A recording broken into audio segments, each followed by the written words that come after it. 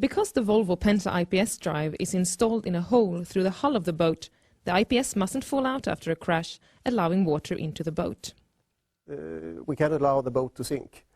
And for that, in order to happen, our main fear is that the drive pops out entirely, leaving the boat with a big hole, or that the drive, when it shears off, actually breaks up the hull or the boat bottom.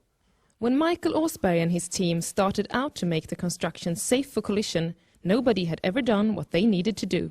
When we started this project, we didn't have a method to develop these features, and we really didn't have an idea how to do it either.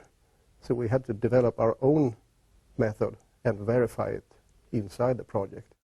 Using advanced computer models, the team could simulate hundreds of crash scenarios and used the result to modify the drive with deformation zones and weakening spots, so that instead of falling out, the drive separates and leaves the boat intact. It's a groove. It will actually allow the part below here to shear beside the upper part.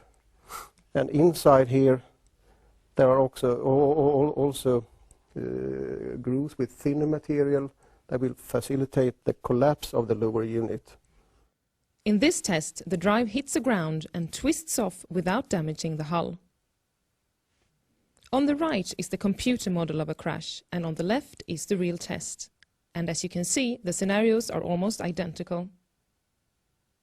The crash tests were used to confirm the results from the calculations and carried out in full scale in a track normally used for crash testing cars.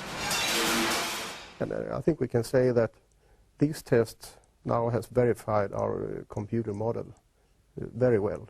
So you did the counting right to begin with? Well, now we do it right. When we started, well, we did it pretty right, but we didn't know that it was right. So we are quite confident today.